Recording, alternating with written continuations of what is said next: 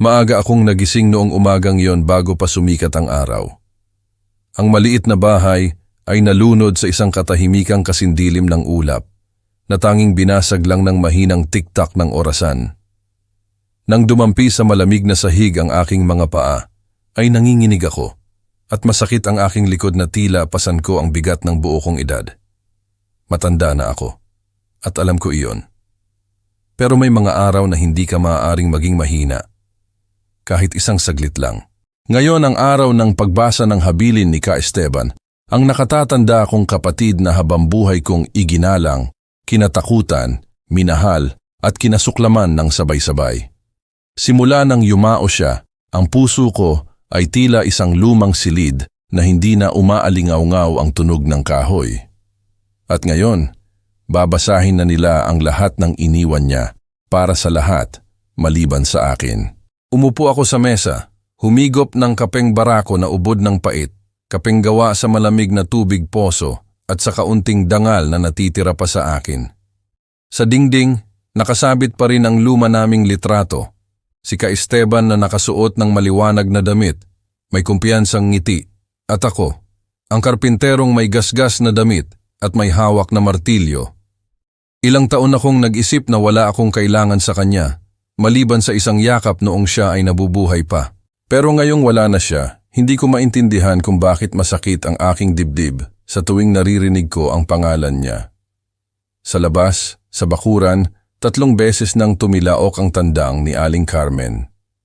Ang tilaok nito ay umalingaw-ngaw sa kawalan na parang may tinatawag na may utang bago mag-umaga. Isinuot ko ang nag-iisa kong puting kamisa na naninilaw na, ang tanging matatawag kong disente. Rupong-rupo at may bahid ang mga dulo ng manggas, pero hinimas-himas ko ito na parang inaalisa ko ang isang alaala. Pagkatapos, isinuot ko ang lumakong sombrero, ang sumama sa akin sa ilalim ng maraming araw, binabad ng pawis noong mga araw na nagtatayo ako ng bahay sa labas ng bayan. Humaplos ang hangin ng umaga sa siwang ng pinto, nagdadala ng amoy alikabok at lupa. Tiningnan ko ang mga kamay kong tigas na tigas, ang mga kamay na nagkandong kay Sofia, ang nag-iisa kong anak noong bata pa siya. Ngayon, siya ay asawa na ni Rodolfo, isang binatilyong mayaman, matamis magsalita na parang asukal, pero may pusong kasing lamig ng bakal. Narinig ko sa mga tao sa bayan na siya raw ang pangunahing magmamana ng lahat kay Ka Esteban. Hindi ko alam kung ano ang iniisip ni Ka Esteban nang piliin niya ito. Marahil dahil siya ang asawa ng aking anak. Marahil dahil isa lang akong karpintero na hindi mapagkakatiwalaan ng higit pa sa mga piraso ng kahoy. Napabuntong hininga ako habang kinukuha ang tungkod na nakasandal sa tabi ng pinto. Bawat hakbang ay tila isang negosasyon sa pagitan ng aking mga buto at aking kagustuhan. Isinara ko ang pinto, tiningnan sandali ang bahay bago lumabas. Ang unang sinag ng araw ay halos hindi pa dumadampi sa mga luma at kinulapulan na tisa ng bubong. Sinabi ko sa sarili, "Huwag ka lang mataranta, Julian. Walang sino man ang tatawa habang buhay." Sa kalsadang lupa patungo sa bayan, makapal ang ulap at ang bawat hininga ay parang hiwa sa lalamunan. Alam kong ngayong araw na tanging pera, reputasyon, at lahat ng wala ako ang pag-uusapan ng mga tao. Ngunit nagpatuloy pa rin ako sa paglakad dahil kung minsan, ang iniiwan ng isang tao ay hindi nasa testamento kundi sa kung paano nila ipinaalala sa iyo, kahit na sa pamamagitan lang ng isang lumang kabaong na kahoy. Bago ako magpatuloy, mag-subscribe sa channel at ibahagi kung saan ka nakikinig sa amin sa mga komento sa ibaba. Halos makarating na ako sa eskinita nang biglang umalingaw-ngaw ang tunog ng busina. Si Rodolfo, ang manugang ko, ay nakaupo sa kanyang itim at makintab na kotse. Nakababa ng kaunti ang bintana para lumabas ang usok ng sigarilyo. Hindi siya bumaba, kundi pinukpok lang ang manibela ng kanyang mga daliri. Sininyasan akong pumasok ng mabilis, na tila binibigyan niya lang ng pangkargadang sakay ang isang manggagawa. Hinigpitan ko ang hawak sa tungkod. Napabuntong hininga ng malalim, isang ideya ang pumasok sa isip ko. Kung alam lang niya na ang mga kamay na kinamumuhian niya ay nagkarga sa sarili niyang asawa, na ang mga kamay na ito rin ang gumawa ng kama na tinutulugan niya gabi-gabi. Pero binaliwala ko na lang iyon dahil itinuro sa akin ng pagtanda na may mga bagay na, kapag sinabi, ay nagdudumi lang sa sariling dangal. Binuksan ko ang pinto at pumasok sa likod na upuan. Malambot ang balat, pero kasing lamig ng yelo ang pakiramdam ko. Tiningnan ako ni Rodolfo sa rearview mirror. May ngiting mapanghamak na sumilay sa kanyang labi. Wala siyang pagbati, tanging ang ugong lang ng makina at umandar na ang kotse. Sa daan, nagsalita siya sa telepono ng malakas na tila sinasadya niyang iparinig sa akin. Oo, kumpadre, tapos na. Mapupunta sa atin ang malaking bahay, ang mga lupain at lahat ng kay Esteban. Ang buhay ay ngumiti na sa atin sa wakas. Tumawa siya. Isang tawang walang laman na parang lata na gumugulong sa kalsada. Sumilip ako sa bintana kung saan kumakapit ang liwanag ng umaga sa mga tuktok ng puno. May ilang kapitbahay na nagwawalis ng kanilang bakuran. Nang makita akong dumaan, tumango sila. Ang iba ay yumuko, kunwari ay may pinupulot, iniiwasan ang aking tingin. Alam kong narinig na nila ang tungkol sa pagbasa ng testamento. Sa isang maliit na bayan, ang masamang balita ay laging dumarating bago mag-umaga. Nagpatulin si Rodolfo at nagpatuloy. Pagkatapos ng araw na ito, wala nang magsasabi sa akin na batugan. Magiging kami na ang may-ari ng lahat. Nakikinig lang ako ng walang sagot. Umuugong ang aking mga tainga, pero malinaw na naririnig ng aking puso ang pagmamataas na tumitibok sa aking dibdib. Tumingin ako sa malayo, kung saan ang unang sinag ng araw ay nagpapaliwanag sa tuyong damo. Maraming taon na ang nakalipas, kami ni Esteban ay tumawid sa parehong parang na iyon, nagtatalo tungkol sa isang maliit na lupain. Noon, nagparaya ako. Iniwan ko na lang ang lahat sa kanya. Ngayon, lahat ay may pangalan na ng iba. Nang papalapit na ang kotse sa sentro ng bayan, inunat ni Rodolfo ang sarili. Inayos ang kwelyo ng kanyang malinis na puting kamisa at nag-spray pa ng kaunting pabango. Ako naman, ibinaba ko lang ang aking tingin sa aking mga kamay na natatakpan ng mga tuyong crack ng isang karpintero. Sa pagitan naming dalawa, may distansya na hindi nasusukat sa pera kundi sa pagpapasalamat. Pagdating sa opisina ng abogado, pumarada si Rodolfo sa mismong entrada. Hindi niya ako pinagbuksan ng pinto. Sinabi lang niya nang nakalingon, "Bumaba ka na, Tay, at wala tayong buong araw." Dahan-dahan akong lumabas. Ang sikat ng araw na sumasalamin sa makintab na kotse ay nakasisilaw. Narinig ko ang ilang bulong ng mga dumadaan. Ayan na ang mahirap na kapatid, wala man lang nakuha para sa libing. Itinuwid ko ang likod ko habang inaayos ang sombrero. Kung gusto nilang makakita ng mahirap na tao, ipapakita ko sa kanila ang isang mahirap pero hindi ang isang kaawa-awa. At kaya pumasok ako kasama si Rodolfo na nakangiti na parang nanalo na sa buhay upang pakinggan ang pagbasa ng testamento na maghihiwalay sa aking pamilya habang buhay. Puno ang opisina ng abogado. Ang amoy ng mamahaling pabango ay humalo sa amoy ng basang damit ng mga nagsisiksikan.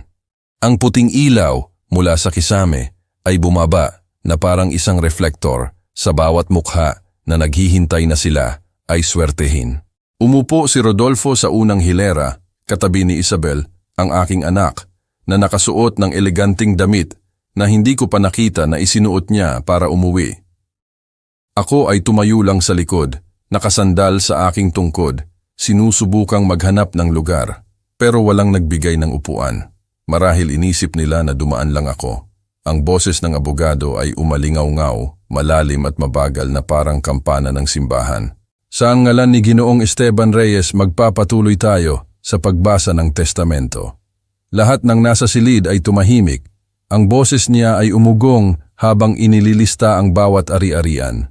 Ang malaking bahay sa syudad, ang mga lupain sa labas, 3 lumang kotse, mga bank account, at isang investment fund na tinatawag na Magkapatid na Reyes. Narinig ko ang bawat salita na bumabagsak sa aking dibdib. Ang lahat ng sinabi ni Esteban na magiging sa aming dalawa ay isa na lang ngayong pangakong tinangay ng hangin. Ngumiti si Rodolfo, ang kamay niya ay humigpit sa pagkakahawak sa kamay ni Isabel na tila idinedeklara ang kanyang tagumpay. Tiningnan ko ang aking anak. Ang kanyang mga mata ay nagniningning pero hindi siya naglakas loob na tumingin sa akin. Naintindihan ko. Kung minsan, nakakaramdam ng hiya ang mga tao kahit na nakukuha nila ang kanilang gusto. Nang isara ng abogado ang unang faho ng papeles, gumaan ang hangin sa silid. May ilang tumayo na, naghahanda na para magbigay ng pagbati. Ngunit bigla siyang huminto, kumuha ng mas maliit at lumang papel na naninilaw na ang gilid.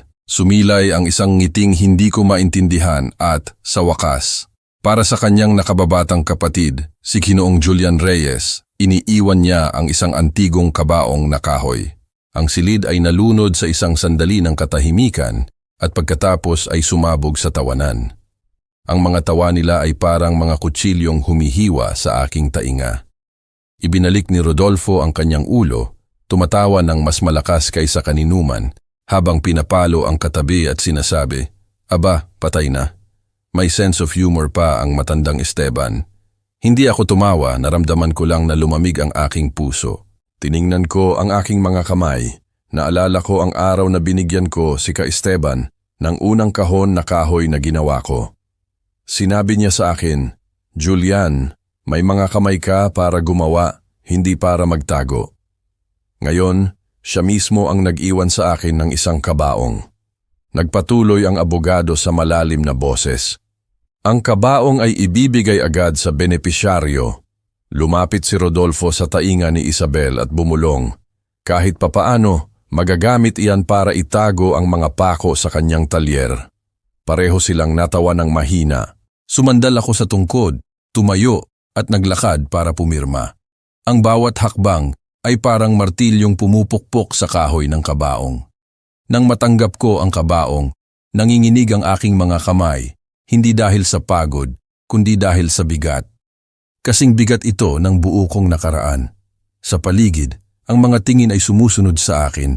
Ang ilan ay may awa, ang karamihan ay may panlilibak. Yumuko si Rodolfo, sinabi ng mahina para marinig ko, "Matanda at walang kwenta, kahit ang kamatayan ay walang iniwan sa iyo." Tinitigan ko siya. Ang aking boses ay paos, pero malinaw. Kung minsan, anak, ang mahalaga ay hindi nasusukat sa pera. Tumawa siya ng may paghamak at tumalikod. Niyakap ko ang kabaong at tinalikuran ang maliwanag na liwanag ng pinto. Sa likod ko, ang tawanan ng mga tao ay patuloy na umalingaw-ngaw na parang isang kawan ng uwak sa isang ilang na parang. Sa harap ay ang daan lang na puno ng alikabok at ang aking matandang anino na may dalang isang pamana na ang halaga ay hindi pa naiintindihan ng sinuman. Lumabas ako sa opisina ng abogado. Ang sikat ng araw sa tanghali ay napakainit na tila gusto niyang sunugin ang buong bayan. Mahigpit ang hawak ng aking mga kamay sa kabaong na kahoy, mabigat at magaspang. Ang gilid ay tumatagos sa aking pulso hanggang sa sumakit. Narinig ko ang pinto na salamin na sumara ng malakas sa likod ko at pagkatapos ay ang boses ni Rodolfo na tumatawa ng mapang-uyam kasama ang ilang kakilala. Anong palabas? Ang matanda ay iniwan lang ng isang walang lamang kahon. Wala ni kwenta pang gatong. Ang mga tawa ay sumunod sa akin na parang isang kawan ng langaw na umuugong. Ibinaba ko ang ulo ko at naglakad ng dahan-dahan.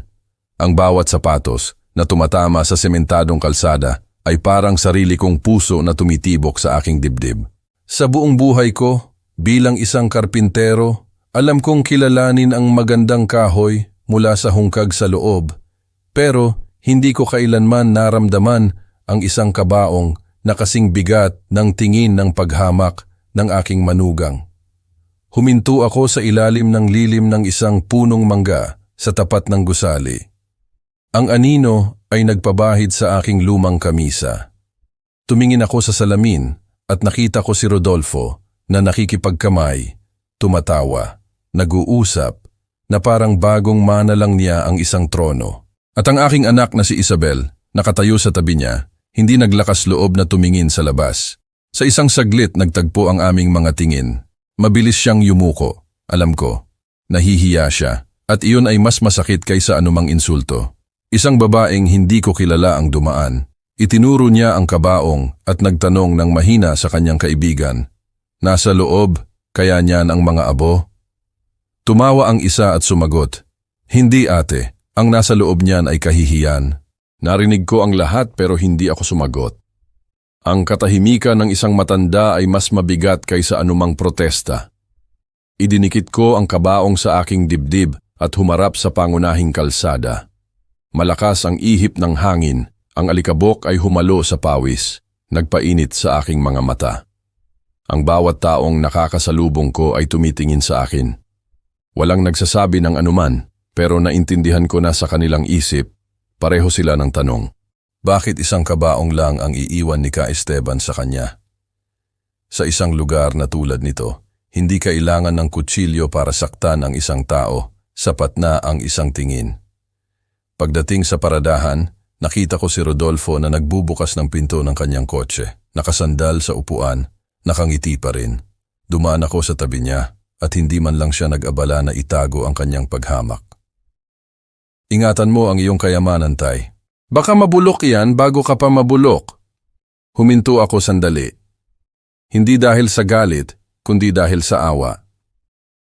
Naalala ko ang araw na dumating siya sa bahay ko sa unang pagkakataon na may dalang murang bulaklak, sinasabing mamahalin niya si Isabel habang buhay.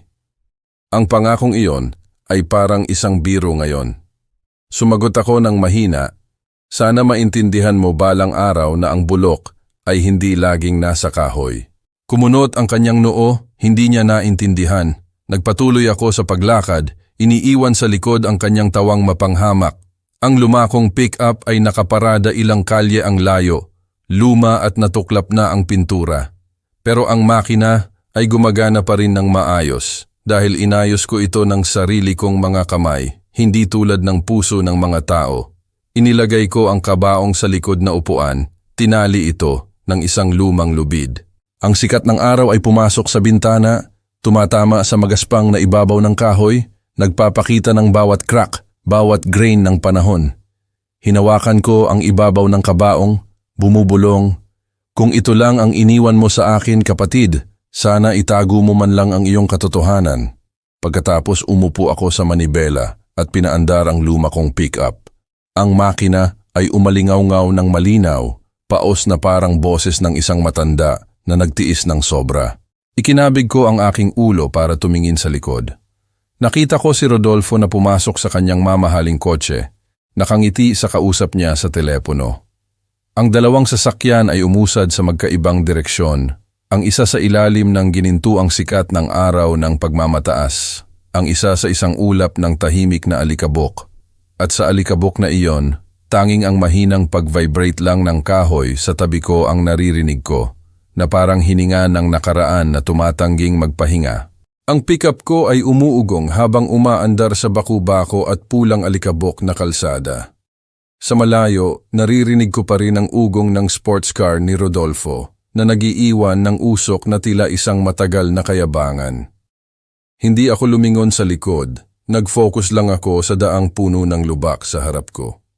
Sa rear view mirror, ang gusali ng abogado ay paliit ng paliit, pero ang mga tawa ay patuloy na umalingaw-ngaw sa aking ulo.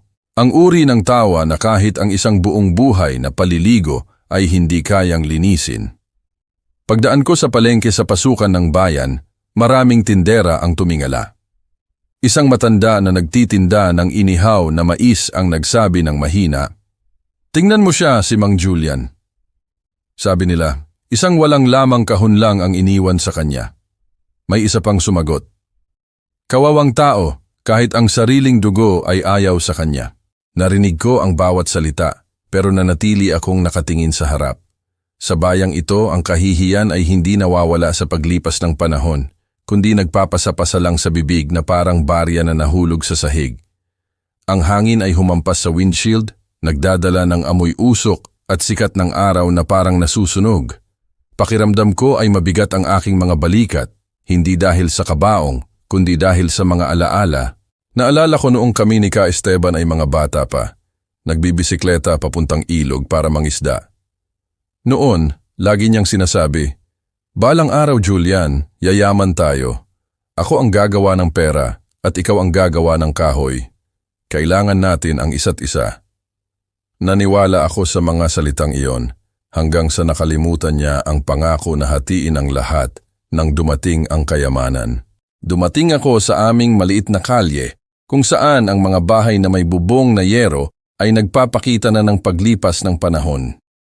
Si Aling Carmen, ang kapitbahay na laging nagwawalis ng kanyang bakuran, tumingala mula sa walis at nagsabi ng malakas, "Oh, Mang Julian, na mahirap na naman kayo?"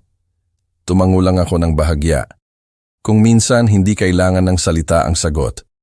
Sa harap ng bahay ko, nakita ko si Isabel na nakatayo sa ilalim ng lilim ng isang puno na namumula ang mga mata. Marahil narinig niya ang sinasabi ng mga tao. Hininto ko ang pick-up. Bago pa ako makapagsalita, malakas na bumusina si Rodolfo mula sa malayo. Umabot sa akin ang kanyang boses. "Tara na, Isa, huwag ka nang magsayang ng oras sa mga obrero." Yumuko siya at sinabi ng mahina, "Papa, pasensya na. Ikinaway ko lang ang kamay ko. Ang boses ko ay paos pero mahinahon." "Anak, huwag kang mag-alala. Ang nagmamadaling umalis ay dahil hindi marunong manatili." Kinagat niya ang kanyang labi, tumalikod at naglakad ng mabilis patungo sa kotse. Tiningnan ko siya habang itinatangay ng hangin ang kanyang damit at pagkatapos ay sumara ng malakas ang pinto ng kotse. Nagpatulin si Rodolfo. Umandar ang kotse, nagtaas ng ulap ng pulang alikabok. Binuksan ko ang pinto at kinuha ang kabaong mula sa likod na upuan. Ang lumang kahoy ay marahang tumama sa aking tuhod, naglalabas ng isang mahinang tunog.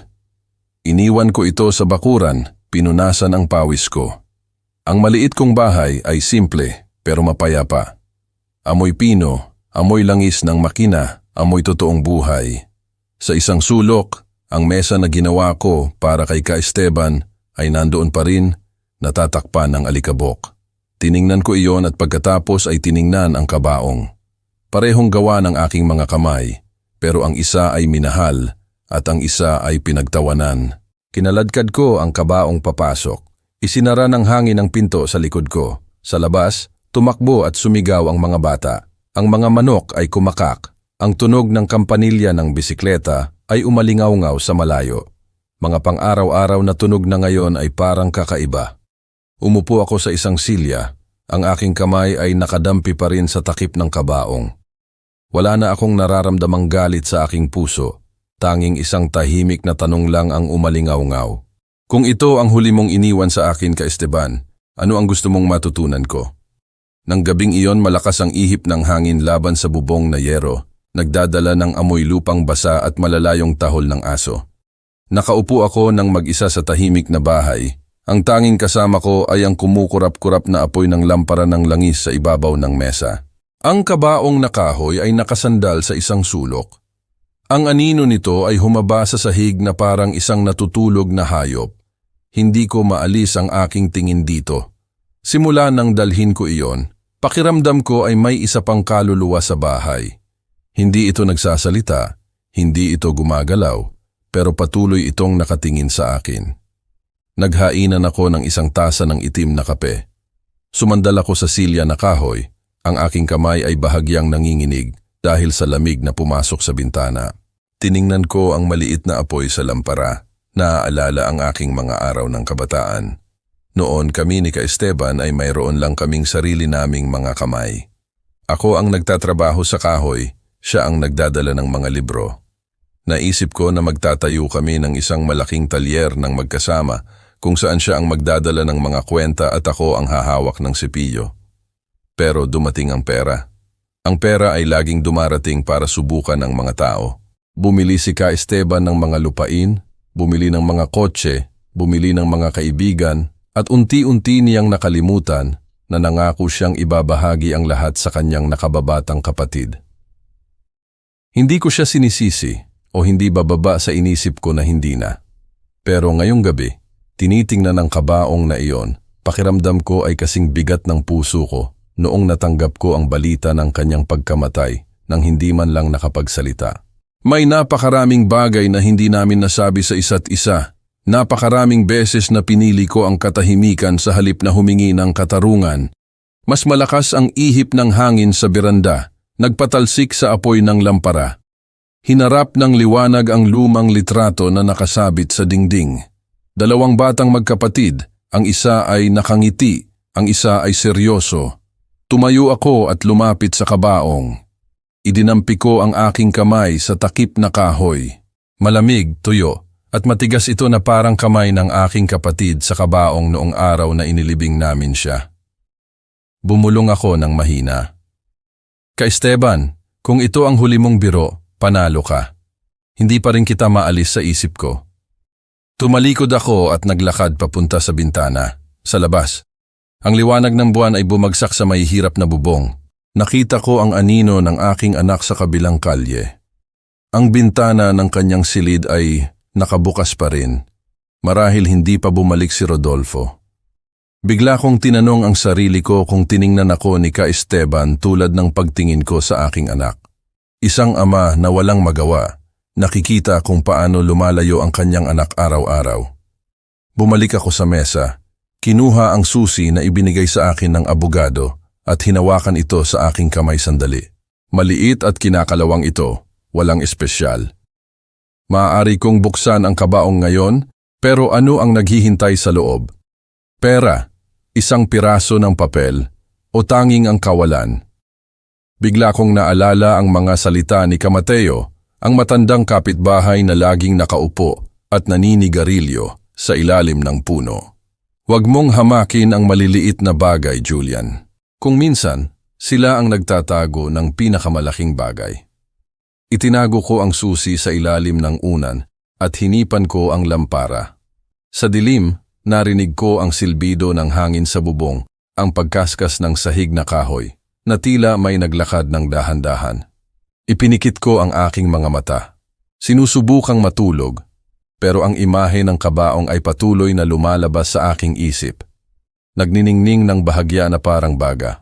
At bago ako makatulog, halos pabulong na lang akong nakapagsabi, kung mayroon kang dapat sabihin sa akin, Ka Esteban, huwag mo akong paabutin ng matagal. Kinaumagahan, ginising ako ng malinaw na tawa ni Sofia.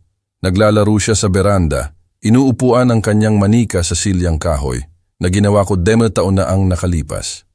Ang sikat ng araw ay pumasok sa pinto, mainit at ginintuan. Umupo ako, umuugong ang aking likod. Mabigat pa rin ang aking ulo dahil halos hindi ako nakatulog. Ang aking tingin ay huminto sa sulok ng silid. Ang kabaong na kahoy ay nandoon pa rin, solemne na parang isang tagapagbantay ng nakaraan. Sumilip si Sofia nang may kanta sa boses. Lolo, gising na. Gusto kong makita ang kayamanan. Tumawa ako at hinaplos ang kanyang ulo. Ang mga kayamanan ay nangangailangan ng pasensya para mabuksan, anak ko. Pero sige, ngayon titingnan ko. Nagdiwang siya, nag-ihip ng silya at umupo sa tabi ko. Ang kanyang mga mata ay nagniningning na parang malapit na siyang makakita ng isang mahiwagang bagay. Kinuha ko ang susi mula sa ilalim ng unan at ipinasok ito sa lock. Ang tunog ng lumang metal na nagkaskas ay tuyo. Ang lock ay nag-click. Ang takip ay bahagyang umangat. Naglalabas ng isang ulap ng alikabok. Binuksan ko ang takip ng dahan-dahan. Sa loob ay may dilim at amoy basa na humampas sa akin, ang amoy ng nakalimutang panahon. Sa simula, nakita ko lang ang ilang walang kwentang bagay. Isang punit na bag na tela, ilang kalawangin na pako, at isang pocket watch na basag ang salamin. Kinuha ko iyon. Ang mga kamay ay huminto sa isang oras na walang kahulugan. Ngumiti ako ng may kalungkutan. Kay Esteban, pinapaalala mo ba sa akin na matagal nang huminto ang aming oras? Lumapit si Sofia, inamoy at kinunot ang kanyang ilong. Mabaho, lolo. Walang ginto, puro lumang bagay lang. Sinabi niya iyon at humagikhik na parang isang biro ng bata ang aking malungkot na kwento. Pero sa sandaling iyon, napagtanto ko na gumaan ang pakiramdam ko. Marahil dahil kapag inaasahan mo ang pinakamasama at nangyayari iyon, hindi ka na nakakaramdam ng sakit. Yumuko ako, handa na sanang isara ang takip nang biglang dumampi ang aking mga daliri sa isang matigas at malamig na bagay sa ilalim ng kabaong. Inalis ko ang mga pako at maingat na kinuha ang isang lumang telepono na natatakpan ng makapal na alikabok at malagkit na grasa. Natigilan ako. Ang aparatong ito ay dapat na mahigit 10 taon na ang nakalipas. Hindi kailanman nakialam si Ka Esteban sa teknolohiya. Bakit niya iyon itatago sa isang kabaong? Kumuha ako ng basahan at pinunasan ng screen. Bigla, kumurap-kurap ang screen ng isang mahinang ilaw. Ang aking puso ay tumibok ng malakas. Nagulat na napatanga si Sofia. "Lolo, buhay pa?" Ngumiti ako ng pilit. "Oo, tulad ng ilang alaala, kahit na inakala mong patay na, sapat na ang isang haplos para magising." Ang telepono ay nag-vibrate, naglalabas ng isang mahinang tunog. Nagulat ako at halos mahulog iyon. Sa screen, lumabas ang isang linya lang ng teksto. May tumatawag, hindi kilala. Pigil ni Sofia ang hininga. Pigil ko rin ang aking hininga. Ang ringtone ay umalingaw-ngaw sa gitna ng tahimik na bahay, na parang tibok ng puso ng isang tao mula sa kabilang mundo. Kinuha ko ang telepono nang nanginginig ang kamay. Maaaring isang technical error o maaari ring isang mensahe. Tiningnan ko ang aking apo. Tumango siya ng bahagya, bilog ang mga mata, puno ng pag-uusisa. Inilapit ko ang telepono sa aking tainga. Sa kabilang linya, isang malalim at paos na boses ang narinig ng pautal-utal, pero malinaw. "Kung naririnig mo ito, Julian, ibig sabihin ay nagtiwala sa iyo si Esteban nang higit pa kaninuman." Ang silid ay tila lumamig. Hinigpitan ko ang hawak sa telepono, nagtanong ng pabulong, "Sino ito?" Pero walang sumagot. Tanging isang mahinang hum lang ang natira. At pagkatapos ay namatay ang screen ng bigla. Iniwan akong nakatitig sa bukas na kabaong. Ang liwanag ay pumapasok na parang isang lihim na mata, nakakasara lang. Nakaupo pa rin ako doon, hawak ang malamig na telepono. Ang puso ko ay tumitibok na parang martilyo. Ang silid ay tahimik.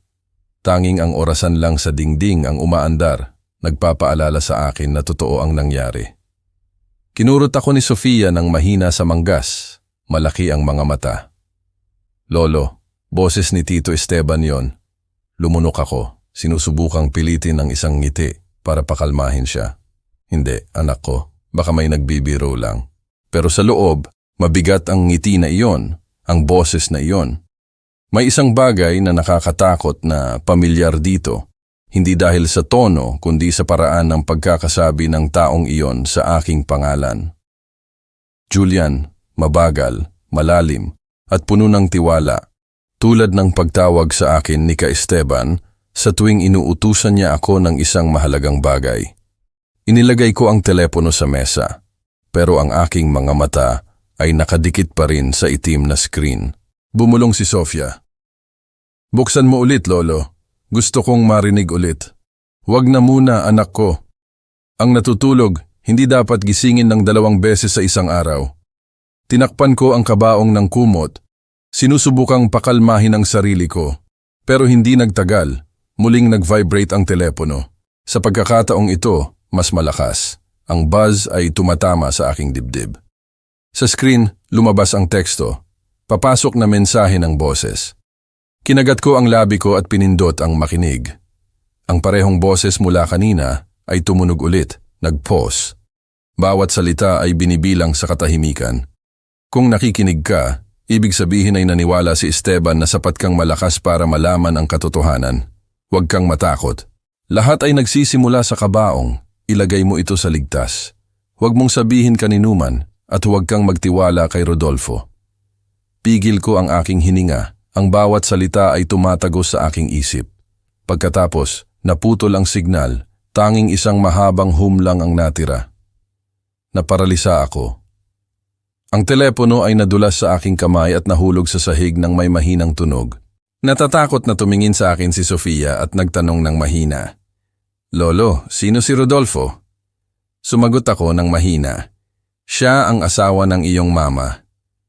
Bakit hindi siya mapagkakatiwalaan?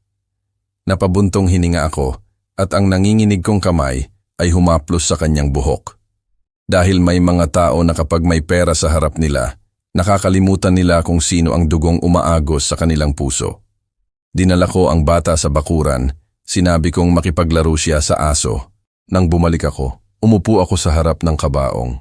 Ang aking tingin ay naakit sa dilim ng loob nito. Ang mga bagay na nakahiga doon, kalawangin na pako, ang sirang orasan, Ang lumang telepono, bigla ay hindi na sila tila walang kwenta. Sila ay mga clue, mga fragment ng isang mas malaking kwento na iniwan ni Ka Esteban. Nagsimulang lumubog ang gabi. Iniwan ko ang telepono sa mesa, pero hindi ako naglakas loob na patayin ito.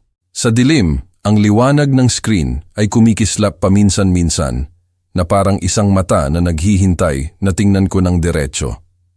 Sa labas, sa bakuran, ang hangin ay nagpapalabas ng tunog sa pinto, nagpapaalala sa akin ng tunog ng martilyo sa karpinterya. Maraming taon na ang nakalipas. Humiga ako sa kama, pero hindi ako dinalaw ng antok. Sa tuwing ipinipikit ko ang aking mga mata, naririnig ko ulit ang boses ni Ka Esteban, mainit pero malayo, na nagsasabi sa aking isip, "Julian, hindi kita kailanman nakalimutan." Bigla akong bumangon, ang malamig na pawis ay nagpapabasa sa aking likod. Tahimik ang silid, pero sinasabi ng aking instinct na ang tawag na iyon ay simula pa lang.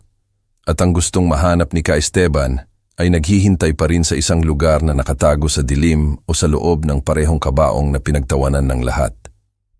Nang gabing iyon, walang buwan, tanging hangin at dilim lang ang nagkakabuhol-buhol. Nakaupo ako sa mesa. Ang kumukurap-kurap na liwanag ng lampara ng langis ay nagpapaliwanag sa telepono na hindi gumagalaw. Paminsan-minsan ang screen ay naglalabas ng isang kislap na parang paghinga ng isang taong sinusubukang mabuhay pa. Naisip kong patayin ito, pero may isang bagay sa aking puso ang hindi pumayag. Ang pakiramdam na pinagmamasdan ako, na hinaluan ng pakiramdam na ginagabayan ako ng isang tao, ay nagpanatili sa akin ng pagkabalisa. Malapit na ang hating gabi nang tumunog ulit. Isang monotonous pero kakaibang tunog, hindi tulad ng normal na ringtone ng isang telepono, kundi parang isang malalayong echo. Kinuha ko ang aparato, nanginginig ang aking kamay at pinindot ang sagot. Ang boses na iyon, malalim at paos, ay bumalik sa pagkakataong ito mas malinaw, mas seryoso. "Bukas pumunta ka sa lumang bodega sa tabi ng rails ng tren. Dalhin mo ang susi ng kabaong. Huwag mong sabihin kaninuman, hindi rin sa iyong anak." Natigilan ako. Ang aking bibig ay tuyo at mapait. "Sino ka? Sino ang nagsasalita?" Walang sagot, tanging ang mahabang humlang at pagkatapos ay katahimikan. Tumingin ako sa bintana. Ang gabi ay bumagsak na parang isang makapal na kurtina. Sa labas natutulog ang bayan pero sa loob ko, nagising ang lahat ng alaala. Ang bodega sa tabi ng rails ng tren, kilala ko ang lugar na iyon. Iyon ang dating bodega na pag-aari ni Ka Esteban bago niya ibenta ang lahat ng negosyo. Matagal nang inabandona ang lugar na iyon. Ang natira lang ay ang balangkas ng kalawangin na bakal at ang matataas na damo na umabot hanggang tuhod. Nanatili akong nakaupo ng tahimik sandali hanggang sa narinig ko ang magaan na hakbang sa silid. Si Sofia iyon, gusot ang buhok. Niyayakap ang kanyang manika habang bumubulong. "Lolo, sino ang kausap mo?" Nagulat ako at itinago ang telepono sa likod ko. "Wala, anak ko, naaalala ko lang si Tito Esteban." Kiniskis niya ang kanyang mga mata, tumango at isinandal ang kanyang ulo sa aking balikat. Ang init ng bata ay nagbalik sa akin ng kaunting kapayapaan. Dinala ko siya pabalik sa kama, kinumutan ng maayos. Nang bumangon ako, nakita ko ang kabaong na nakabukas pa rin. Sa loob ay nagniningning ang malamig na metal ng mga kalawangin na pako at ang sirang orasan. Nagtataka ako, sinisubukan ba ako ni Ka Esteban o nag-iwan siya ng isang pag-amin? Ang gabi ay naging walang hanggan. Hindi ako nakatulog. Ang hangin ay humaplos sa mga siwang, nagdadala ng malalayong tunog ng train sa gabi. Isang tunog na malalim, mahaba, at malungkot na parang buntong hininga ng nakaraan. Naghainan ako ng kaunting gin. Humigop ako na nagpasunog sa aking lalamunan. Umupo ako at tiningnan ang telepono. Nag-iisip kung maniniwala ba ako o hindi. Pero pagkatapos, naisip ko, kung ito ay isang patibong, kailangan kong malaman para kanino nila ito inihanda. Kinuha ko ang papel na nagsasabing, "Huwag kang magtiwala kay Rodolfo," at inilagay ito sa bulsa ng aking kamisa kasama ang maliit na susi ng kabaong. Sa labas, nagsimulang maglaho ang gabi. Ang kulay abong ningning ng bukang liwayway ay pumasok sa pinto. Tumayo ako at sinabi sa sarili, kung mayroon ka pang dapat sabihin, ka Esteban, bukas makikinig ako. Iniwan ko ang telepono sa mesa na parang isang saksi. Pinatay ko ang lampara. Sa dilim, ang mahinang asul na ilaw ng screen ay muling nag-iilaw, walang ringtone, walang mensahe, nagpapakita lang ng isang malabong linya ng teksto. Magkita tayo bukas. Kinaumagahan, halos tumilaok pa lang ang tandang, gising na ako. Ang aking mga mata ay nagniningas dahil sa kakulangan sa tulog, pero ang aking isip ay kakatuwang malinaw. Isinuot ko ang luma kong jacket, hinigpitan ng kuwelyo. Itinago ko ang susi sa bulsa ng dibdib at ipinasok ang telepono sa loob na bulsa. Sa labas, halos sumisikat pa lang ang araw, ang ulap ay nakatabon pa rin sa mga bubong na yero. Sa kusina, nagtitimpla si Isabel ng kape.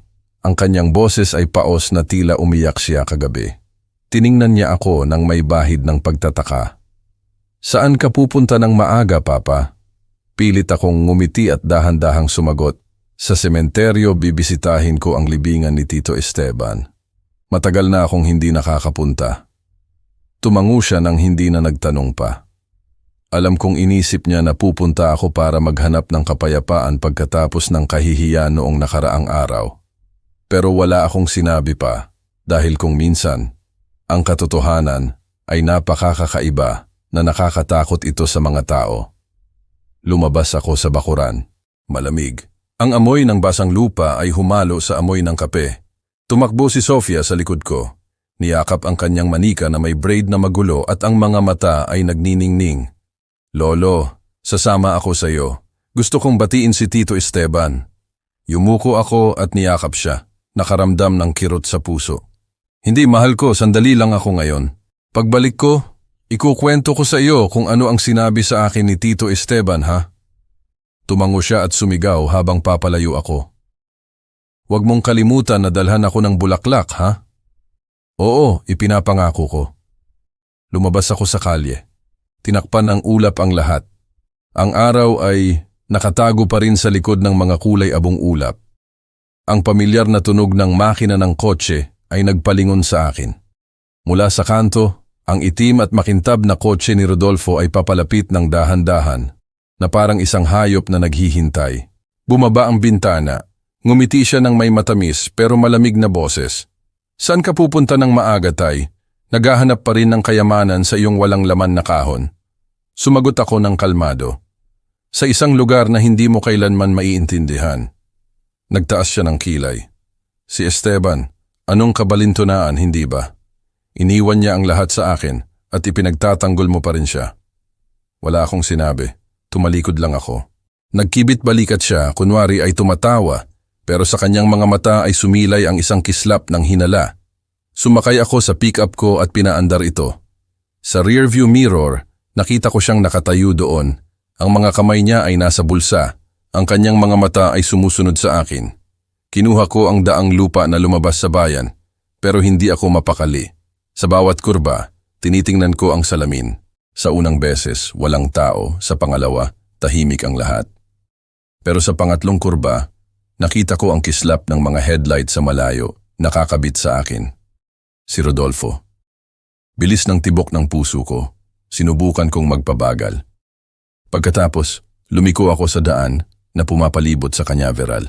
Sinundan ako ng itim na kotse. Pinapanatili ang distansya. Naintindihan ko na naghihinala siya. Marahil narinig niya ang isang bagay o sadyang hindi niya lang kayang tiisin ang ideya na ako, ang mahirap, ay mayroong isang bagay na hindi niya alam. Makipot ang daan, napapalibutan ng mga puno na bumubulong.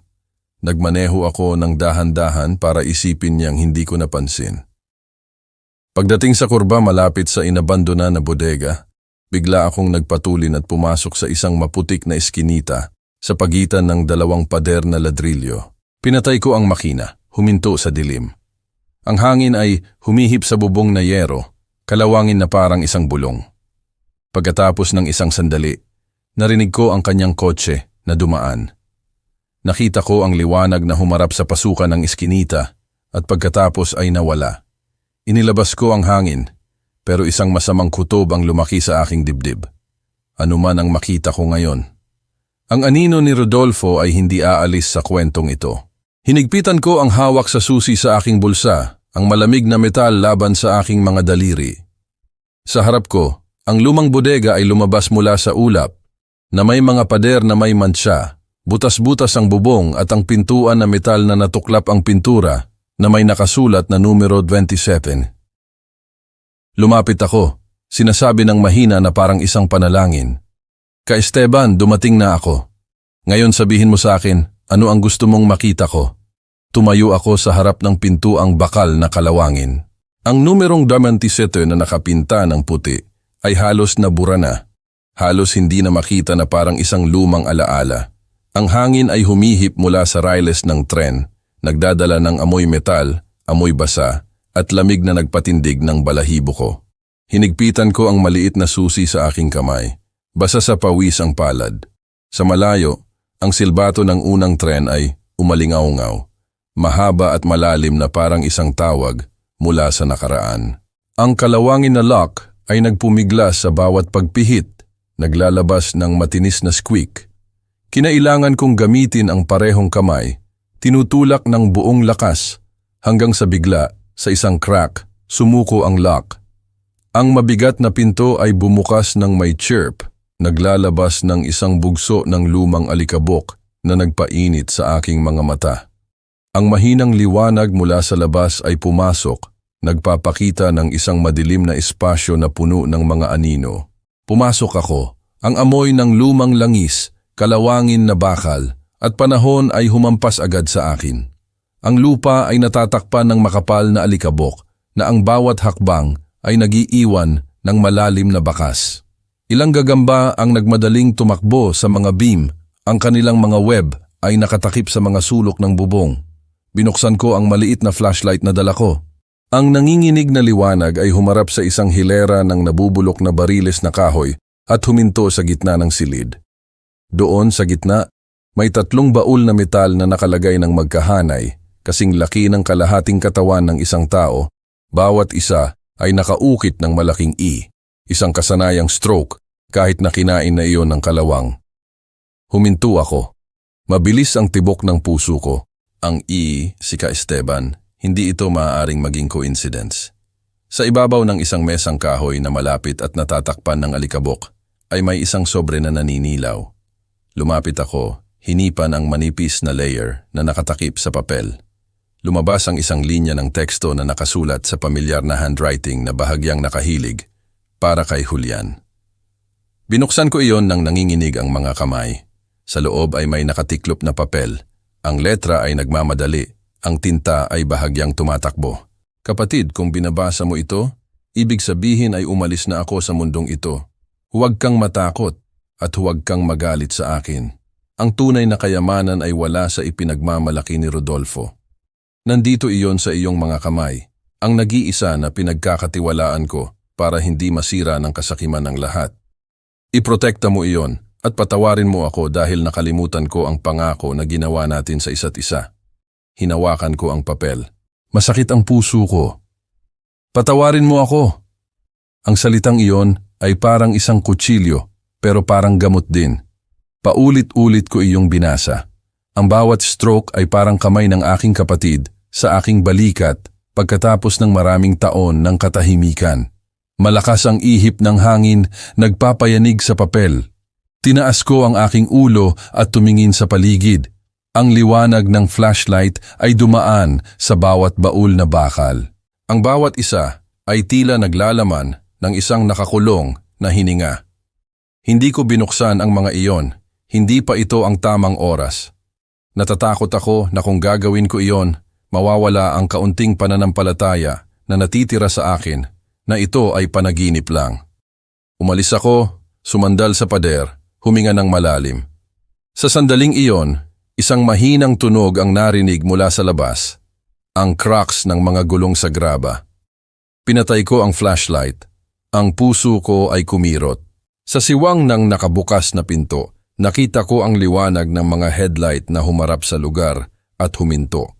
Isang anino ang lumabas, matangkad, may maliwanag na jacket at pamilyar ang hakbang. Si Rodolfo. Pigil ko ang aking hininga, dumikit sa pader, hinigpitan ang hawak sa sulat sa aking kamay. Nanatili siya sa labas, tumitingin sa paligid.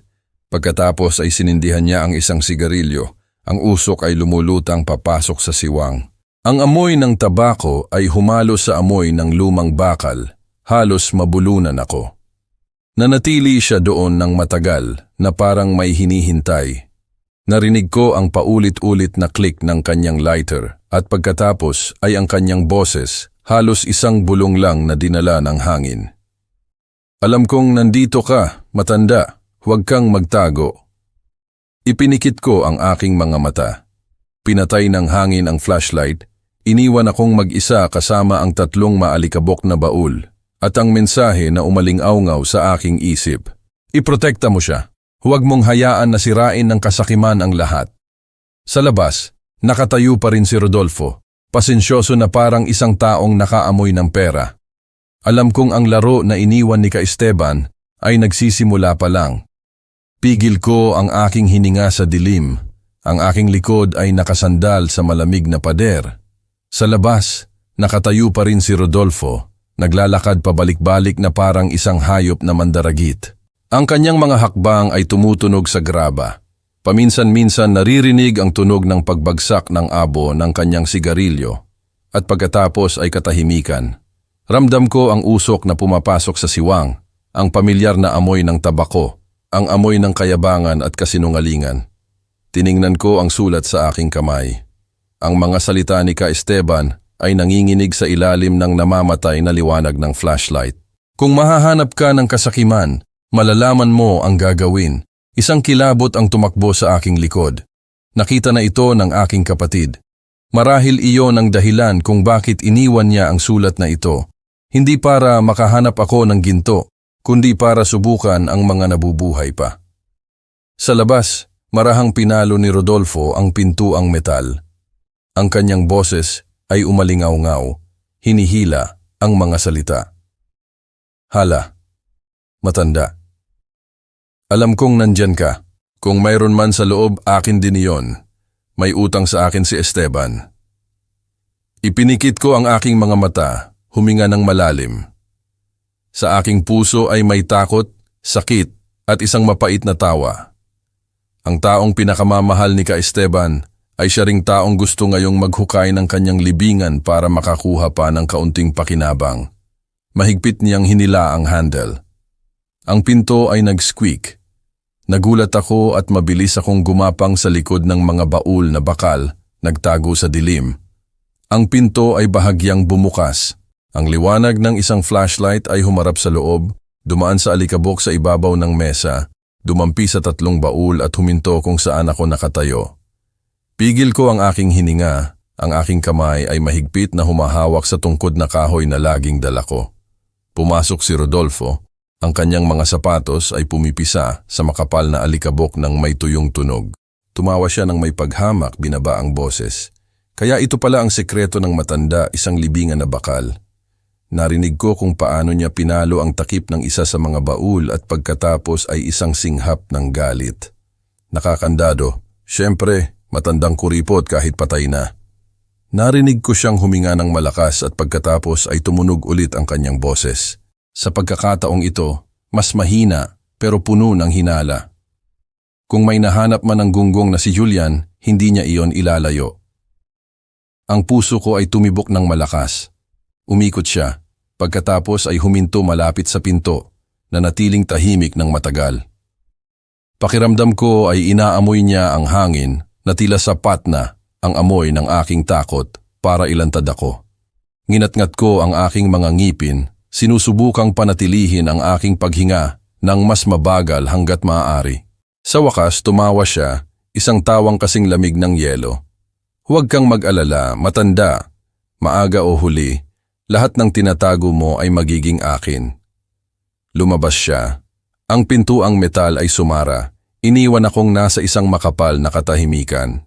Hindi ako naglakas loob na gumalaw. Nakikinig lang ako hanggang sa lumayo. Ang tunog ng makina ng kanyang kotse, nawawala sa likod ng mga kurba ng daang lupa. Tumayo ako. Masakit ang likod ko. Ang bodega ay nalunod ulit sa dilim, tanging binabala lang ng silbido ng hangin sa bubong na kalawangin. Binuksan ko ulit ang aking flashlight, iniilawan ang sulat, binabasa ulit ang mga salita na iniwan ni Ka Esteban na parang bumubulong sa aking tainga. Iprotekta mo siya at kung kinakailangan, protektahan mo rin ang hindi pa nakakaintindi. Nanatili akong nakaupo ng tahimik ng matagal. Marahil hindi lang isang sekreto ang iniwan ni Ka Esteban sa akin, kundi isang pasanin din, ang pasanin ng awa sa isang mundo na alam lang sukatin ang halaga sa pera.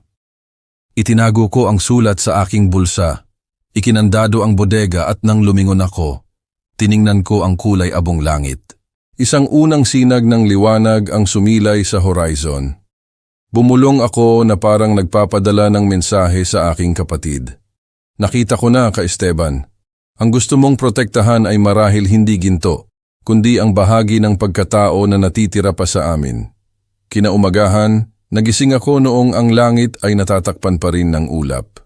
Sa bulsa ng aking kamisa, ang susi na bakal ay mabigat na parang isang pangako.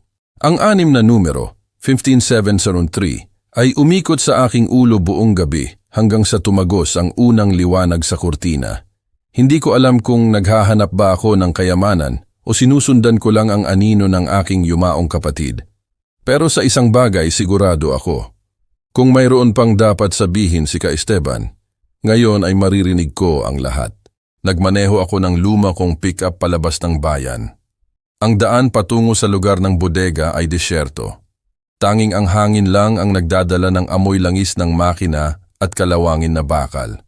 Pagdating ko, nakilala ko ang hilera ng mga bodega na binibilang ng walang ayos, ang ilang pinto ay sira, ang mga pader ay may mantsa ng kulay berdeng moss at sa dulo ng daan, sa pagitan ng dalawang haligi ng sementong may crack, lumabas ang numero 15.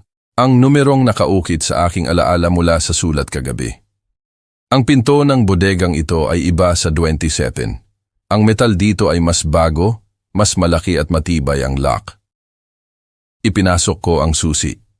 Sakto itong pumasok na parang naghihintay lang sa aking kamay. Sa isang mahinang pagpihit, narinig ang isang click.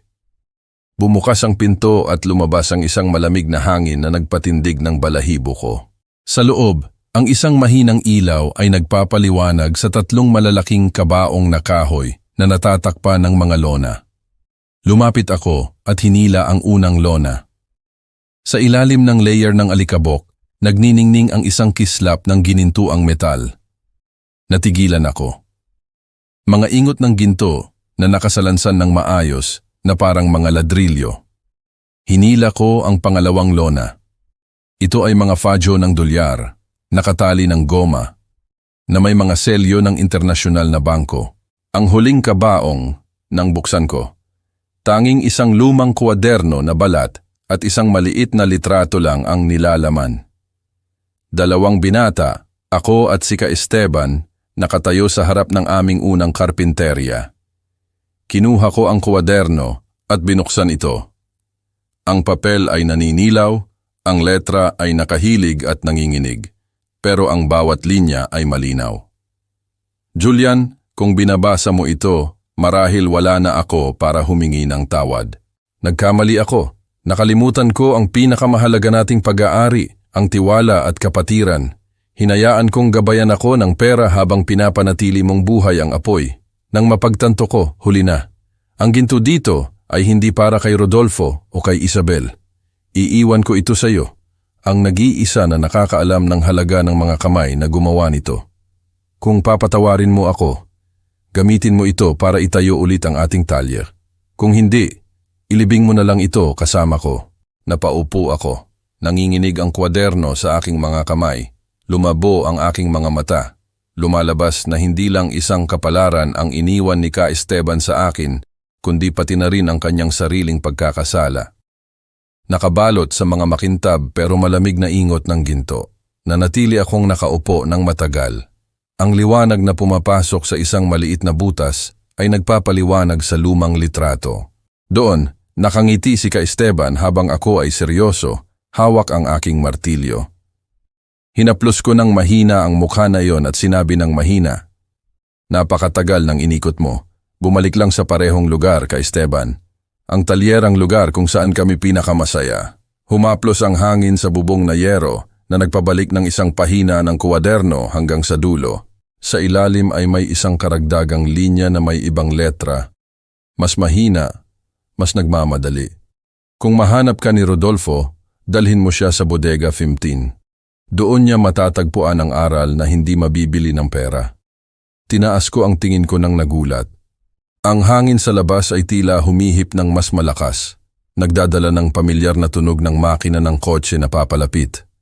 Ang cracks ng mga gulong sa graba. Alam kong sino ang darating, si Rodolfo. Isinara ko ang kwaderno at ipinasok ito sa ilalim ng aking kamisa. Ang kislap ng ginto ay hindi nagpasaya sa akin. Nagdulot lang ito ng kilabot dahil ang iniwan ni Ka Esteban ay hindi lang isang pagtubos, kundi isang hamon din para sa akin at para sa kanya. Tumayo ako, nakatingin ng diretso sa pinto, hawak pa rin ang kwaderno. Sige na kapatid, naintindihan ko na, hindi ito kayamanan, ito ay isang salamin para sa kaluluwa. Ang tunog ng mga gulong sa graba ay lumapit. Pinatay ko ang aking flashlight at umatras papasok sa bodega. Ang puso ko ay tumitibok ng malakas. Ang liwanag ng mga headlight ay tumagos sa layer ng alikabok, gumuhit ng mga guhit ng malamig na liwanag sa pader. Pagkatapos ng isang sandali, ang pintuang metal ay bumukas ng napakalakas na umugong ito. Pumasok si Rodolfo na nakabukas ang jacket, ang kanyang pabango ay tumagos at nangibabaw sa amoy metal. Ang kanyang mga mata ay humarap sa lugar. Ang kanyang mga sapatos na balat ay tumapak sa alikabok, nag-iwan ng malinaw na bakas. Kaya dito pala niya tinatago ang lahat, hatay. Tumawa siya ng may paghamak, ang kanyang boses ay puno ng pangmamata. Alam ko na, hindi nagtitiwala si Esteban sa sinuman kundi sa sarili niya. Pero siyempre, iniwan niya sa kanyang nakababatang kapatid ang maruming trabaho. Nanatili akong tahimik, nakikita siyang lumalapit. Ang kanyang tingin ay tumitig sa mga ingot ng ginto na nagniningning sa ilalim ng lona, na sumasalamin sa liwanag sa kanyang mukha. Sa sandaling iyon, nakita ko kung paano lumaki ang mga mata ni Rodolfo, nagniningas sa matinding kasakiman. Diyos ko, bulalas niya, ang boses ay bahagyang nanginginig. Ang lahat ng ito ay akin at inakala mong ibibigay ko.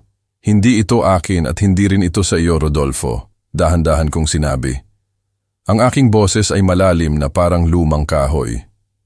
Ito ang natitira sa isang taong gustong itama ang kanyang mga pagkakamali. Tumawa siya ng may paghamak, humakbang pa. Itama ang mga pagkakamali. Anong inosente, Julian? May utang sa akin si Esteban, ang lahat. Ako ang kanyang taong pinagkakatiwalaan. Ako ang kanyang pamilya noong iniwan mo siya. Ang pamilya ay hindi nag-aabang para paghati-hatian ng buti, Rodolfo.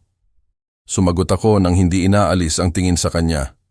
Kung naniniwala ka na ang pera ang tanging paraan para patunayan ang iyong halaga, mas kaawa-awa ka kaysa sa inakala ko.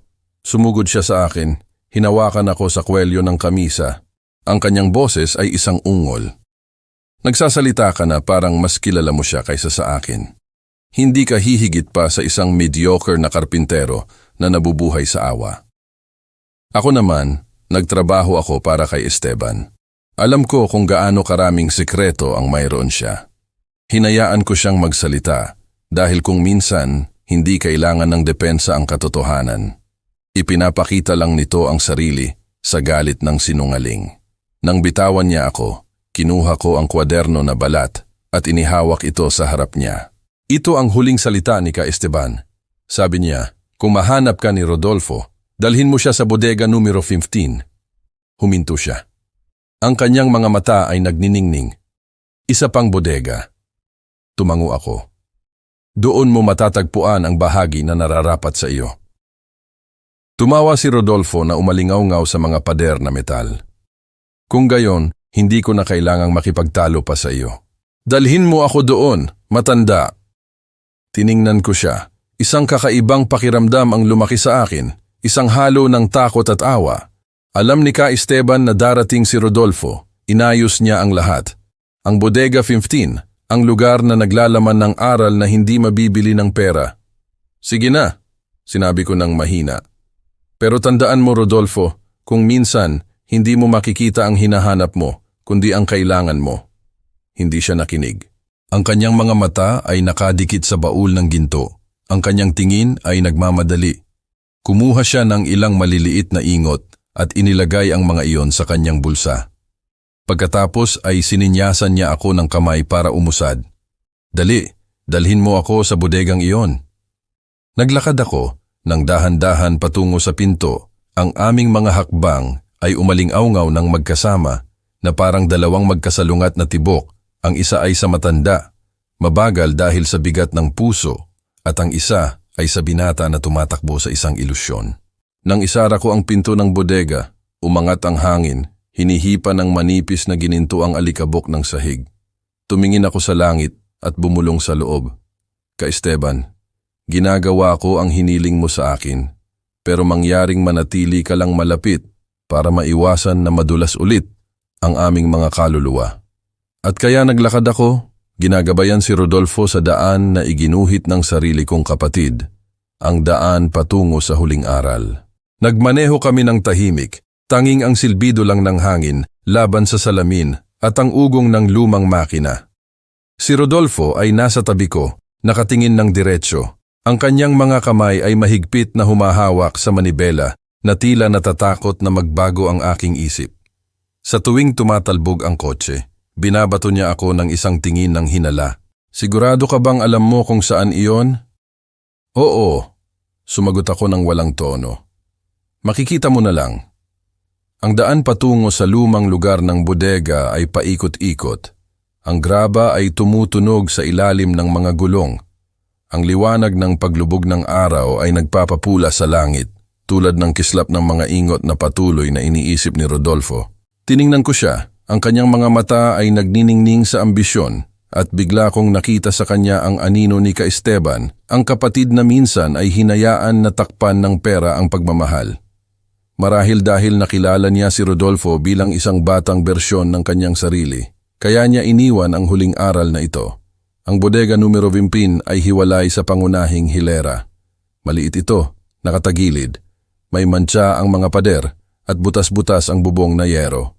Hindi ito mukhang may halaga. Hininto ko ang pickup at bumaba. Kinunot ni Rodolfo ang noo. Ang lugar na ito ay parang tambakan. Oo, sumagot ako ng mahina. Kung minsan ganyan karumi ang katotohanan. Kinuha ko ang spare key mula sa aking bulsa, isang susi na alam kong aakma lang sa peking lock na inilagay ko kaninang umaga. Bumalik ako sa lugar na ito. Bago mag-umaga, inihanda ang lahat ayon sa linya na iniwan ni Ka-Esteban. Kung darating si Rodolfo, dalhin mo siya sa bodega 15. Hindi ko naintindihan ng maayos ang kanyang intensyon, pero ngayon, lahat ng piraso ay nagkakasama. Ang pintuang metal ay nag-squeak. Ang amoy ng kalawang at alikabok ay nagpakunot ng ilong ni Rodolfo. Sa loob ay madilim. Tanging ilang sinaglang ng liwanag ang pumasok sa mga butas ng bubong. Itinuro ko sa gitna ng silid. Hinanap mo ba ang iyong bahagi? Nandyan. Umusad siya. Ang kanyang mga sapatos ay tumapak sa mga basag na salamin na tumunog. Sa sulok, naglagay ako ng isang lumang baul na kahoy na magkapareho sa estilo ni Ka-Esteban. Binuksan ni Rodolfo ang kanyang flashlight. Ang liwanag ay nagpaliwanag sa maalikabok na kabaong na may ukit na malabong E. Tumawa siya, isang baluktot na tawa. Alam kong naghihintay ka sa akin, matanda. Nandito na ang akin. Lumuhod siya at pinuwersa ang takip. Narinig ang isang tuyong tunog at lumipad ang alikabok. Ipinasok niya ang kamay niya at huminto. Sa loob ay walang ginto o pera, tanging isang tumpok ng tsatara, ilang kalawangin na pako at isang papel na nakadikit sa takip. Nakita ko mula sa malayo kung paano niya inalis ang papel at binasa ng malakas. Ang naghahanap ng ginto sa gitna ng mga guho ay sarili lang niyang anino ang matatagpuan. Namula si Rodolfo, inihagis ang papel sa sahig at sumigaw. Maldita kang matanda, biro ba ito? Nasaan ang pera? Ako ay nasa pinto, kalmado. Marahil nakita mo na, Rodolfo. Ang lahat ng mayroon ka talaga ay nasa loob niyan. Sumugod siya sa akin, hinawakan ako sa kwelyo ng kamisa. Galit. Naglalaro ka ba sa akin? Hindi, dahan-dahan kong sinabi. Ikaw mismo ang naglagay ng sarili mo sa larong ito. Ang galit ay nagpayanig sa kanya. Tumingin siya sa paligid, ang kanyang mga mata ay nanlalaki, na parang ang ginto ay maaaring lumabas mula sa dilim. Sinipa niya ang kabaong ng malakas, nagtaas ng alikabok, pero sa ilalim ay lupa lang. Tumalikod ako, iniwan siya ng mag-isa sa gitna ng walang laman na bodega. Ang liwanag ng kanyang flashlight ay nagpapaliwanag sa isang mukha na disfigured ng galit at takot. Paglabas ko, sinabi ko ng mahina nang hindi lumilingon. Tama si Ka Esteban, ang kasakiman ng pinakamalaking patibong. Ang pintuang metal ay sumara sa likod ko ng may mahinang tunog. Umalingaw-ngaw sa inabandona na espasyo. Nanatili ako sa labas, huminga ng malalim. Sa hangin, narinig ko si Rodolfo na pumapalo sa pinto at nagmumura. Ang kanyang boses ay tumalbog bago nawala sa kawalan. Hindi ko ikinandado. Hinayaan ko lang na sumara iyon ng mag-isa. Paglabas ko sa daang lupa, ang araw ay ganap ng nagtago. Ang takip silim ay nagpula sa langit na parang diluted na dugo. Tinaas ko ang tingin ko at sinabi ng mahina sa hangin, Tinuruan mo akong magpatawad, Ka Esteban, pero marahil ang aral na ito ay para kay Rodolfo na lang matuto ng mag-isa. Hindi na ako bumalik sa lugar ng bodega. Pagkatapos ng araw na iyon, ang bayan ay tila kakatuwang tahimik. Ang mga bulong ay tumakbo na parang hangin. May nakakita kay Rodolfo na nagmamaneho ng parang baliw mula sa lugar ng bodega. Maputla, nagsasabi ng mga bagay na walang katuturan. Sabi nila, nakipag-away siya sa kanyang asawa na inihagis niya ang susi ng kanyang kotse sa ilog. Ako naman, umupo ako sa aking talyer, nakikinig sa sipilyo ng kahoy na naglalabas ng mahabang birutas, sa parehong paraan na pinapatalas ng hangin ang katahimikan. Ang mga sumunod na araw, hindi nagpakita si Rodolfo. Pumunta si Isabel para hanapin ako na maga ang mga mata at nanginginig ang boses. Papa, nagbago siya. Ginugugol niya ang buong araw na nakaupo sa silid, nakatingin ng diretso sa isang lumang papel. Natatakot ako ng sobra. Alam kong iyon ang papel mula sa kabaong sa Bodega 15, ang mensahe ni Ka Esteban. Marahil may nahawakan siyang malalim kay Rodolfo, ang mahinang bahagi na laging tinatago niya. Inilagay ko ang aking kamay sa balikat ng aking anak at sinabi ng mahina, Huwag kang matakot. Nagsisimula lang makita ng mga tao ang sarili nila ng malinaw kapag gumuho ang lahat sa paligid nila.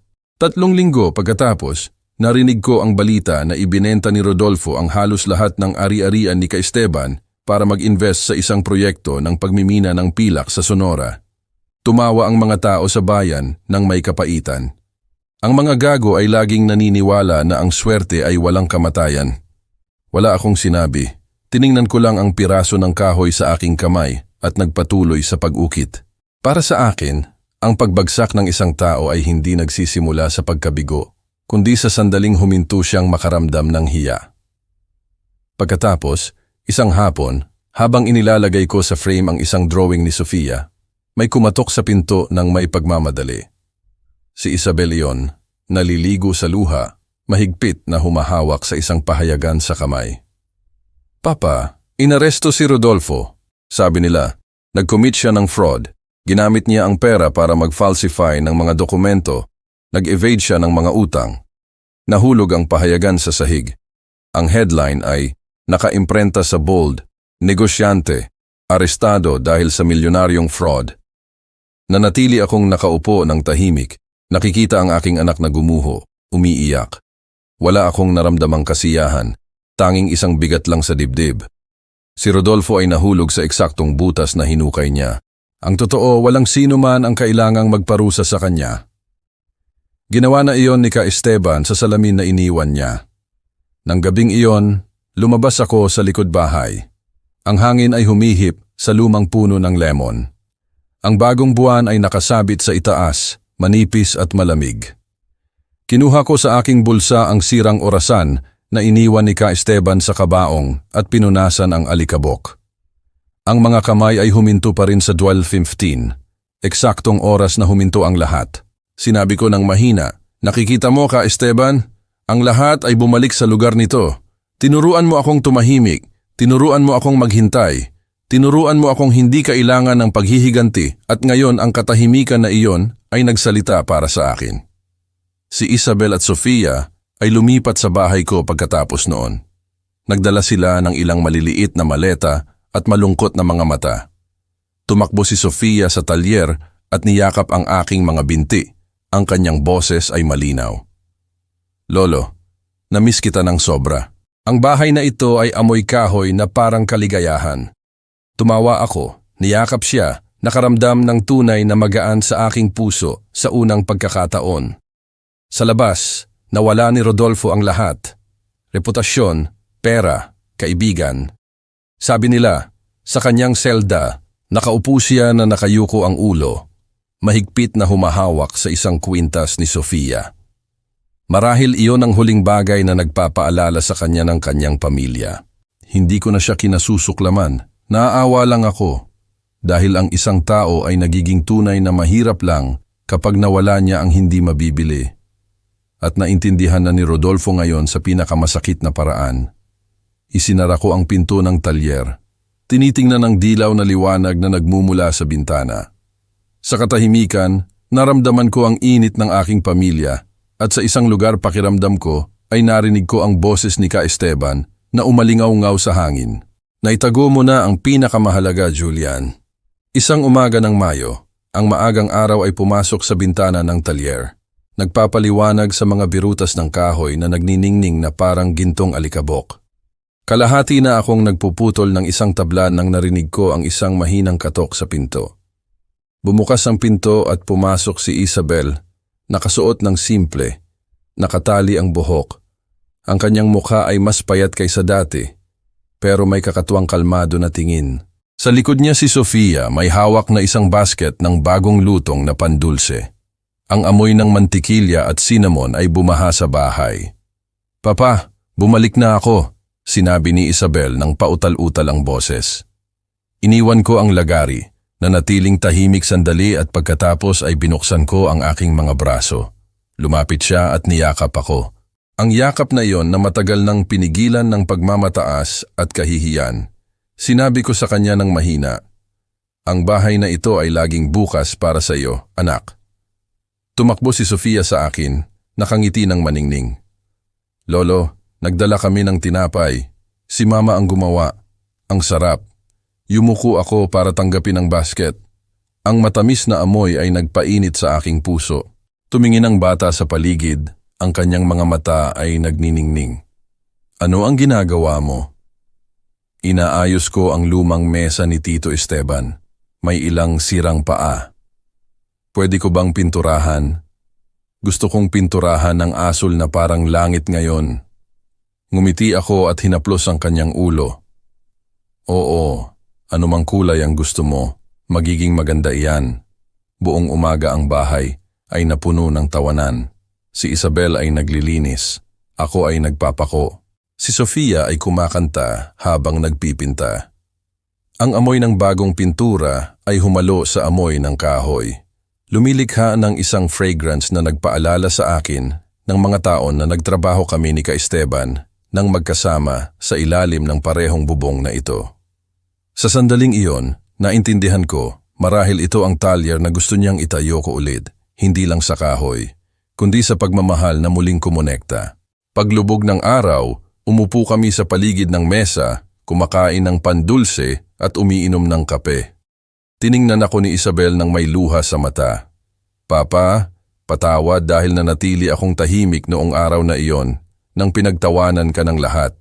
Natakot ako kay Rodolfo, natakot na mawala ang komportabling buhay. Pero sa totoo lang, mas marami pa akong nawala." Kinuha ko ang kanyang kamay at umiling. "Hindi mo kailangang humingi ng tawad.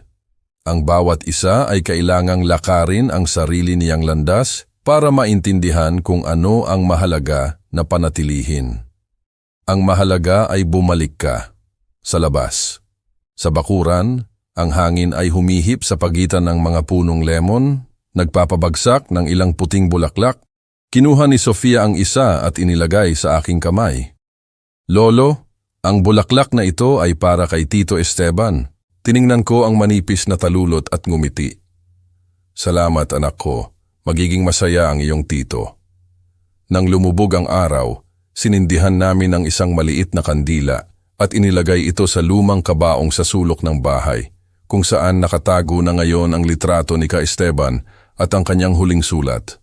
Kumurap-kurap ang apoy, nagpapaliwanag sa tatlong mukha na nakaupo ng magkasama, isang ama, isang anak, at isang apo.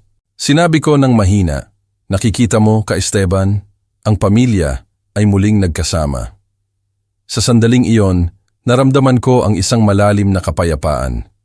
Wala nang sama ng loob o takot, tanging mahinang tawanan lang, ang bulong ng hangin at ang amoy ng pandulse. Sumandal si Sofia sa aking balikat, humikab ng mahaba at bumulong, Lolo, kung si Tito Esteban ay nasa langit, sa tingin mo ba ay nagtatrabaho rin siya sa kahoy tulad mo? Sumagot ako ng mahina, ang aking boses ay humalo sa hininga ng paglubog ng araw. Oo, at sigurado akong nakangiti siya, dahil sa huli, natuto tayong muling itayo ang mga bagay na hindi nangangailangan ng pako o martilyo at tumatagal pa rin ng walang hanggan. Ang kandila ay bahagyang kumiling. Ang liwanag ay nagpaliwanag sa lumang litrato. Dalawang batang magkapatid na nakangiti ng maningning. Tiningnan ko iyon ng matagal, puno ng pasasalamat. Sa wakas, ang maliit na bahay ay muling nagkaroon ng tawanan, init at amoy kahoy, ang amoy ng pagpapatawad. Kinaumagahan, ang bayan ay nagising sa ilalim ng isang pilak na ulap. Ang mga kampana ng simbahan ay tumunog sa malayo, humalo sa tunog ng mga walis sa mga bakuran, at ang amoy ng bagong lutong na tinapay na lumulutang sa kalye. Nakaupo ako sa harap ng talyer na may tasa ng mainit na kape sa kamay, nakikinig sa malinaw na tawa ni Sofia sa bakuran. Naglalaro siya ng pagbebenta ng mga kayamanan gamit ang mga piraso ng kahoy bilang pera at isang lata ng biskwit bilang kabaong. Paminsan-minsan titingin siya at sisigaw, Lolo, nahanap ko na ang ginto. Ngumiti ako, inilapag ang tasa tumingin sa malayo. Ang liwanag ng umaga ay nagpaliwanag sa kanyang buhok na nagpakinang sa buong bakuran. Si Isabel ay naglalabas ng damit sa sampayan. Ang kanyang mukha ay mas kalmado kaysa kailanman. Ang lahat ay simple pero kumpleto.